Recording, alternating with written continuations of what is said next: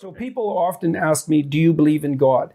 Which I don't like that question. I don't like that question. I don't like that question. Yeah, I don't like the question. People have asked me whether or not I believe in God, and I've answered in various ways. No, but I'm afraid he probably exists. That's...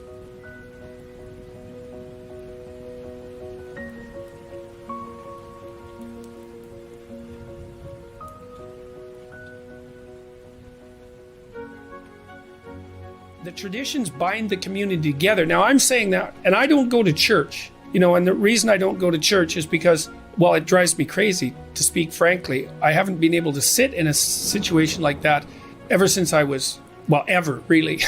That's really the truth of it, ever.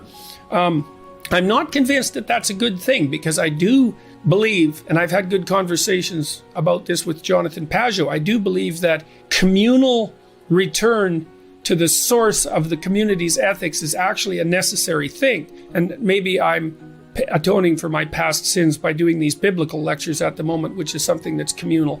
And then, because there's also something about going where a bunch of other people are to reaffirm your commitment to the good that you're all aiming at, that's got some power in it. And I don't think that that's something that we should forego. I think it's dangerous. I mean, look, even if you're cynical about church, and I guess I would put myself in that category, it's certainly the case that communal church going in the 1950s, say, provided the average person with at least an hour a week where they were contemplating, no matter how poorly, the purpose of ethics in life and the idea of a higher purpose and a higher meaning in life. And you got to think that spending an hour a week thinking about that is better than never doing it at all. I don't know how that tradition can be revivified in a meaningful way, but I really do think it's a catastrophe that we've lost it, because we don't have a center, an ethical center that holds our community together. And the consequence of that is that we're fragmenting quite badly. But what you see there is if you view someone with love, then it's incumbent upon you to treat them as if they're valuable. And then the more you treat other people as if they're valuable, the better person you are. That just comes along for the ride in some sense. So none of that seems questionable to me. That seems solid. And so then maybe the more love you view other people with, the higher the moral demand that's placed on you. And then I would say too, well then, that's another reason why it's so important to be truthful and in some sense to be good, because it isn't obvious to me that you can withstand that moral load if you're compromised by too much sin. It's too much. And that's another thing that we're not very good at teaching young people about. We shouldn't do that. It's like there's a sanctimonious authority that goes along with that that's the wrong tone. It's more like,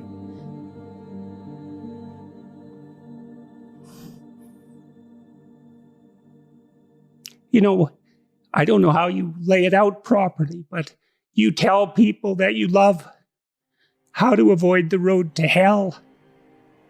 And you don't do that because you're shaking your finger at them or because you're a moral authority. You do it because you don't want them to burn. And I think there's too much of the moral authority still in the church and not enough of the love that helps people avoid the fire. Tammy, my wife, has always taken the idea of truth very seriously. Her recent brush with death has deepened her religious sense and impelled her towards a life that's more consciously focused on service to others, her family in particular, but not only her family, people beyond the family. And I also think that's a function to some degree of our stage of life. She's a grandmother now, and her children are grown and able to take care of themselves, and so she can turn her attention to other people, maybe farther afield from the immediate family. I'm watching what she's doing and listening to her and watching her practical application of her faith, and that affects me just as everything she does affects me, because I watch what she does and take it seriously. her recent actions have indicated she's helped a number of people quite substantially, the group that she's been communicating with, and all of that's very interesting to me. She's showing me, I've taken the idea of God seriously for a very long time, and I've said on multiple occasions that I try to act as though God exists, and that's essentially my definition of belief. When people say, do you believe in God? Belief is a multidimensional word, and one question is, well, what do you mean by believe? And for me, the proof of belief is to be found in action. And I decided that I would act as if God existed a long while back. And of course, I'm imperfect in that, inevitably.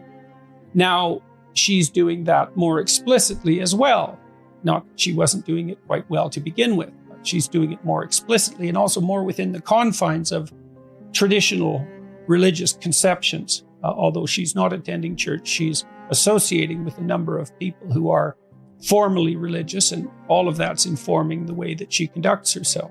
It's watching her do that has also highlighted for me the missing praxis in Western Christianity. If you want to be a Christian, let's say, if you think that's necessary, it's not exactly obvious what you should do. You should go to church, but that's not enough, I don't think. I find it useful to contemplate the highest good on a continual basis. I'm trying to keep myself oriented in that direction. It's a religious orientation, fundamentally. It's an overwhelming orientation. But there's no escaping the questions of the ultimate meaning of life. I'm not an atheist anymore, because I don't look at the world that way anymore. I'm not a materialist anymore. I don't think the world's made out of matter. I think it's made out of what matters. It's made out of meaning. What we orient towards unconsciously, which means what captures our attention, is meaning, and it captures our attention before we know what it is. The brain acts as if the world's made out of information or made out of meaning. Who would have the audacity to claim that they believed in God if they examined the way they lived? Who would dare say that? To believe, you think, to believe in a Christian sense, to actually, this is why Nietzsche said there was only ever one Christian, and that was Christ. To have the audacity to claim that means that you live it out fully. And that's an unbearable task in some sense. To be able to accept the structure of existence, the suffering that goes along with it, and the disappointment and the betrayal, and to nonetheless act properly, right? To aim at the good with all your heart, right? To dispense with the malevolence and your desire for destruction and revenge and all of that, and to face things courageously and to tell the truth, to speak the truth and to act it out. That's what it means to believe. That's what it means. It doesn't mean to state it. It means to act it out. And unless you act it out, you should be very careful about claiming it. And so I've never been comfortable saying anything other than I try to act as if God exists, because God only knows what you'd be if you truly believed. I mean, if you think about it in some sense, that's the central idea in Christianity, is that if you were capable of believing, it would be a transfiguring event, a truly transfiguring event. And I know people experience that to one degree or another, but we have no idea what the limit of that is. And we have no idea what the possibility is within each person if they lived a life that was maximally courageous and maximally truthful. You know, because maybe you're running at 60% or 70% or 20% and at cross purposes to yourself.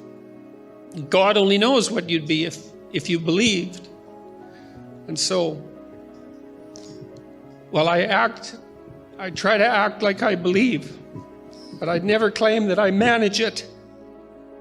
So you can think about Christ from a psychological perspective, and the critic, my critic, this particular critic that I've been reading, said, well, that doesn't differentiate Christ much from a whole sequence of dying and resurrecting mythological gods. And of course, people have made that claim in comparative religion, Joseph